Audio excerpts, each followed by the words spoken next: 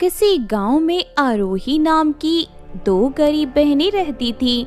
वो दोनों जंगल से रंग बिरंगे फूल तोड़कर इकट्ठा करती थी और उन फूलों से गुलदस्ते बनाकर बाजार में बेच देती थी।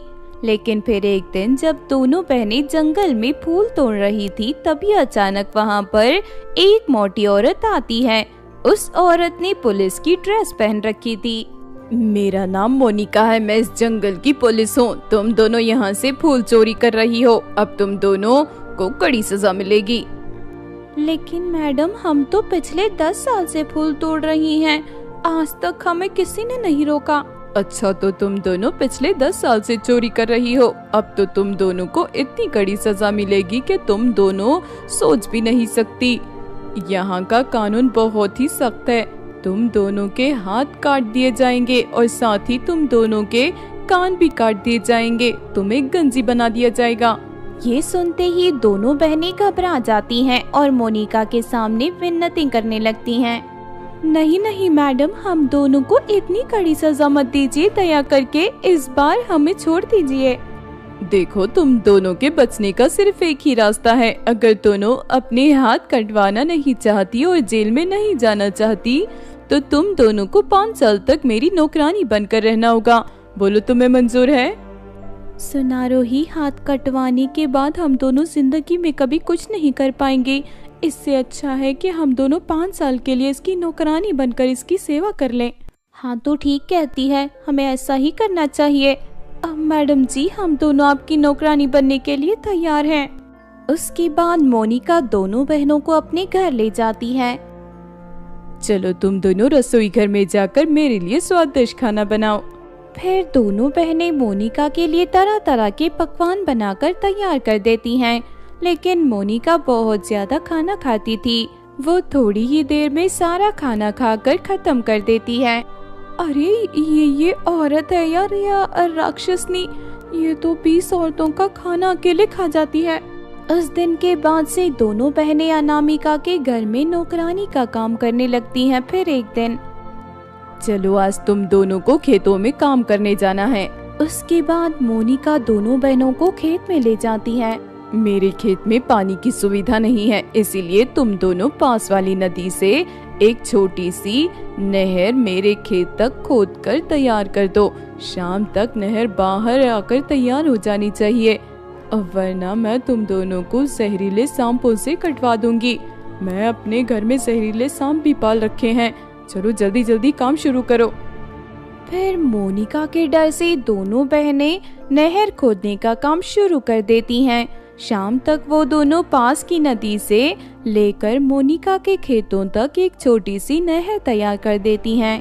अरे, ये औरत तो हमसे बहुत ज्यादा मेहनत करवाती है। अब तो मेरे अंदर इतनी भी हिम्मत नहीं बची कि मैं चलकर जा सकूं। हाँ, ये औरत हमसे बहुत ज्यादा काम करवाती है। अगर ऐसा ही चलता रहा तो कुछ ही दिनों में हम दोनों की हालत खराब हो जाएगी। फिर अगले दिन मोनिका दोनों बहनों को एक गांव में ले जाती है। सुनो, मैंने इस गांव के घरों की पेंटिंग करने का ठेका लिया है। चलो तुम दोनों गांव के घरों को पेंट मारना शुरू कर दो। लेकिन मैडम, यहाँ तो ढेर सारे घर हैं और ये घर भी छोटे मोटे नहीं हैं। हाँ मैडम, ये घर तो बहुत बड़े हैं, सभी पर पेंट करना हमारे बस की बात नहीं। अच्छा, तो ये बात है, ठीक है। चलो अब मैं तुम दोनों के हाथ और नाक काट कर तुम्हें जेल में बंद कर देती हूँ। यही तुम दोनों के लिए ठीक रहेगा। नहीं नहीं मैडम, हमें माफ कर दीजिए, हम इस गांव की सारी घरों की पेंटिंग कर देंगे। ये सुनकर मोनिका मुस्कुराने लगती है। उसके बाद वो दोनों बहनों के लिए कुछ रोटियां और थोड़ा सा नमक की एक पोटली बांध देती है। मैंने इस पोटली में तुम दोनों के लिए रोटियां रखी हैं। काम खत्म होने के बाद इन्हें खा लेना। इतना कहकर मोनिका वहाँ से चली जाती है। उसके बाद दोनों बहनें गांव के घरों में पेंटिंग करने लगती हैं। लगातार कई घंटे पेंट करने के कारण दोनों बहनें बुरी तरह थक जाती हैं। उसके बाद दोनों एक पेड़ के नीचे बैठकर रोते हुए रोटियां खाने की पोटली खोलने लगती हैं। लेकिन तभी एक कुत्ता रोटी की पोटली को लेकर वहां से भाग जाता है। दोनों बहनें उसे पकड़ने की कोशिश करती हैं, लेकिन तभी उन दोनों का पैर कीचड़ में फंस जाता है और दोनों धड़ाम से मुंह के बल नीचे गिर जाती हैं।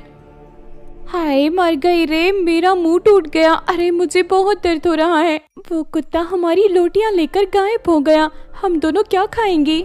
दोनों बहनों के पास कोई चारा नहीं था। उसके बाद वो दोनों मजबूर होकर पेंटिंग करना जारी रखती हैं। लगातार 3 दिनों तक काम करने के बाद आखिरकार वो दोनों गांव के सभी घरों को पेंट कर देती हैं।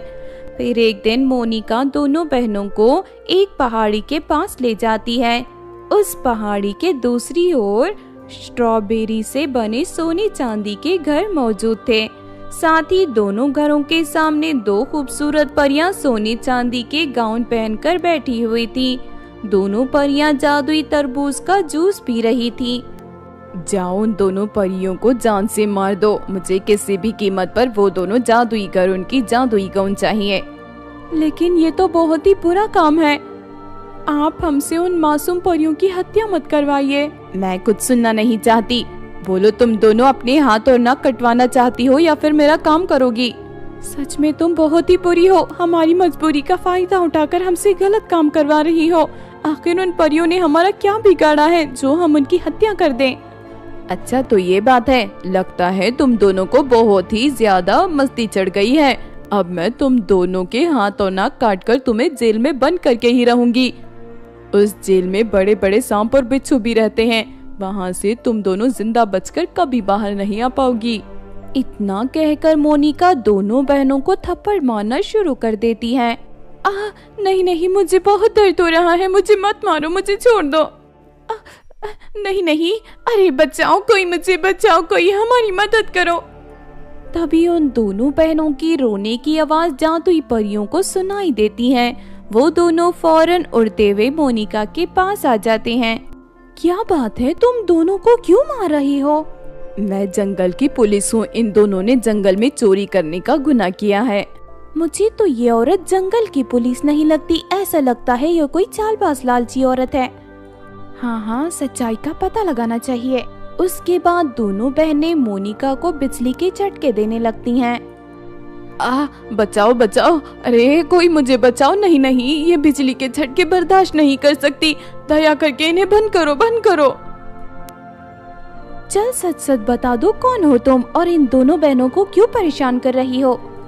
दरअसल मैं एक धोखेबाज औरत हूँ। मैं लोगों को अपने जाल में फंसाकर उनसे अपने काम करवाती हूँ। आप दया करके मुझे बिजली के झटके से बंद करो। फिर दोनों परियां सजा के तौर पर मोनिका के दोनों कान काटकर उसे पूरी तरह गंजी कर देती हैं। उसके बाद मोनिका रोते हुए वहां से भाग जाती है। फिर दोनों परियां आरोही और अनामिका को अपनी सोने चांदी के स्ट्रॉबेरी घर के अंदर ढेर सारी सोने चांदी की स्ट्रॉबेरी निकाल कर देती हैं। तुम दोनों इनकी खेती शुरू कर दो, फिर तुम्हें हर महीने खेत से ढेर सारी सोने चांदी की स्ट्रॉबेरी मिलेंगी। हमारी मदद करने के लिए तुम दोनों का बहुत बहुत शुक्रिया। फिर दोनों बहनें वहां से चली जाती हैं। उस दिन के बाद से वो दोनों सोने चांदी की स्ट्रॉबेरी की खेती करके ढेर सारे पैसे कमाने लगती हैं। इस तरह कुछ ही समय में दोनों बहनें अमीर बन जाती हैं। सारी ऐशो आराम के साथ साथ वो गरीबों की मदद करते हुए खुशी से रहने लगती हैं। चंदन नगर नाम के गांव में नीता और गीता नाम की 2 बहनें अपनी माँ महिमा के साथ रहती थी। महिमा एक विधवा औरत थी।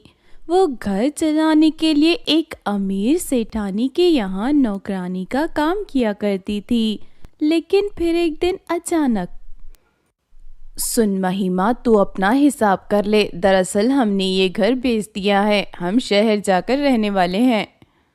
ये सुनकर महिमा को बड़ा धक्का लगता है। उसके बाद वो अपने काम के बचे हुए पैसे लेकर दुखी मन से अपने घर चली जाती है।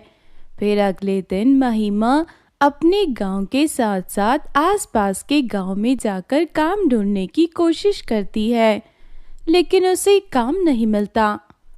मैंने चारों तरफ काम ढूंढने की कोशिश कर ली, लेकिन मुझे कहीं काम नहीं मिला। लगता है अब मुझे शहर जाकर काम तुरंत ढूंढना होगा। मैं 2 दिन के बाद वापस आ जाऊंगी।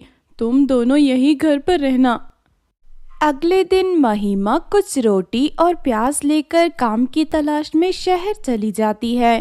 लेकिन देखते ही देखते 4 दिन बीत जाते हैं और महिमा लौटकर नहीं आती।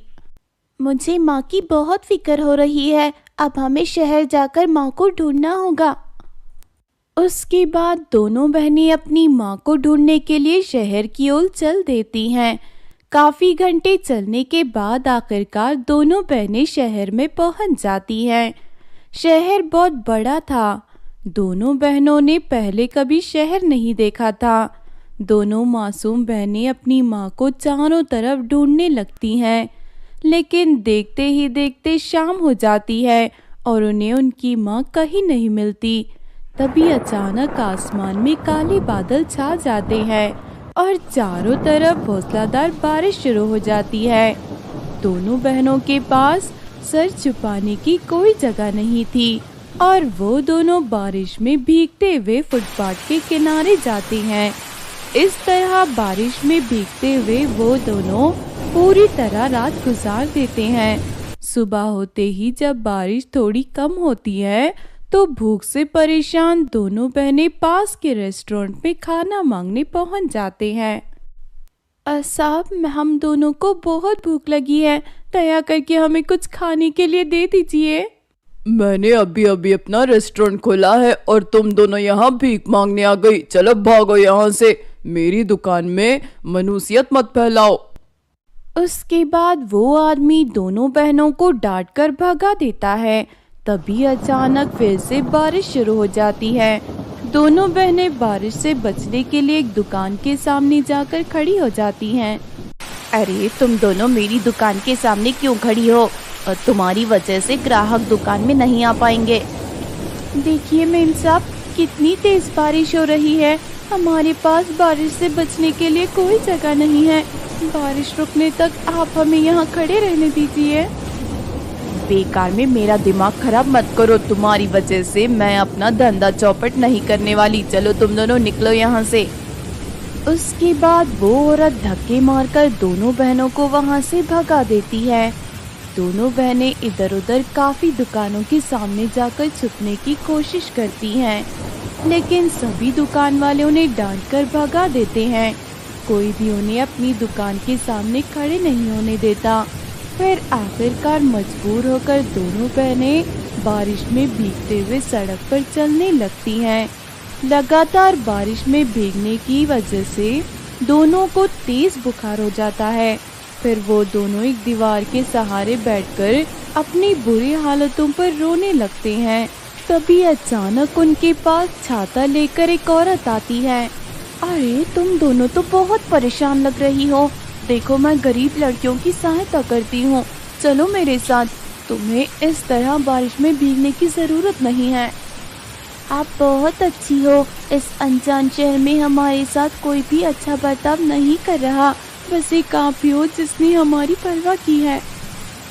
तुम दोनों किसी बात की फिक्र मत करो, तुम दोनों को कभी कोई तकलीफ नहीं होने दूंगी। हम यहाँ अपनी माँ को ढूंढने आए हैं, क्या आप हमारी माँ का पता लगा सकती हो? हाँ क्यों नहीं, चिंता मत करो, मैं तुम्हारी माँ का पता लगा लूंगी। अब चलो तुम दोनों आराम से सो जाओ। उसके बाद दोनों बहनों को कमरे में सुलाकर वो औरत वहाँ से चली जाती है। कमरे से बाहर निकलने के बाद वो औरत अपनी सहेली को फोन लगाती है। सुन, तुझे अपने बंगले में काम करने के लिए नौकरानियों की जरूरत थी ना? मुझे 2 लड़कियां मिली हैं, वो दोनों अभी अभी गांव से आई हैं। कल सुबह मैं उन्हें लेकर तेरे पास आऊंगी, लेकिन बदले में पूरे 50,000 रुपए लूंगी। लेकिन दूसरी तरफ दोनों बहनें उस औरत की सारी बातें सुन लेती हैं। इस औरत को तो हम बहुत अच्छा समझ रहे थे, लेकिन ये तो हमारा सौदा कर रही है, चल हमें इसी वक्त यहाँ से भागना होगा। फिर दोनों बहनें खिड़की के रास्ते बाहर निकलकर वहाँ से भाग निकलती हैं, लेकिन वो औरत उन दोनों को भागते हुए देख लेती है। अरे ये दोनों तो भाग रही है, मुझे किसी भी तरह इन्हें पकड़ना होगा वरना मेरा नुकसान हो जाएगा। उसके बाद वो औरत दोनों के पीछे भागने लगती है। भागते भागते दोनों बहनें एक बड़ी तालाब के किनारे पहुंच जाती हैं। सीधी तरह मेरे साथ चलो वरना तुम दोनों के हाथ पैर तोड़कर अपने साथ ले जाऊंगी। उसके बाद वो औरत डंडा लेकर दोनों बहनों को मारने के लिए आगे बढ़ती है, लेकिन तभी अचानक तालाब के अंदर से एक जादुई स्ट्रॉबेरी बाहर निकल आती है। फिर स्ट्रॉबेरी के अंदर से ढेर सारी आग बाहर निकलकर औरत की ओर बढ़ने लगती है। अरे बाप रे, ये तो कोई भूतिया स्ट्रॉबेरी लग रही है, अरे भागो यहाँ से। उसके बाद वो औरत डर के वहाँ से भाग जाती है। अब तुम दोनों को डरने की जरूरत नहीं है, तुम दोनों पूरी तरह सुरक्षित हो। तुम दोनों की आंखों में देखकर मुझे तुम्हारी सारी बातें पता चल गई है। हम दोनों अपनी माँ को ढूंढ ढूंढ कर परेशान हो गए हैं, लेकिन हमें हमारी माँ नहीं मिली। क्या तुम अपनी शक्ति से हमारी माँ से मिलवा सकती हो? जिस दिन तुम दोनों की माँ शहर में काम ढूंढने आई थी, उसी दिन उसका एक्सीडेंट हो गया था। वो शहर के अस्पताल में है। फिर अगले ही पल स्ट्रॉबेरी के अंदर से तेज रोशनी बाहर निकलती है और महिमा वहाँ पर प्रकट हो जाती है। उसके बाद स्ट्रॉबेरी महिमा को एक जादुई स्ट्रॉबेरी खिला देती है। फिर महिमा पूरी तरह स्वस्थ हो जाती है।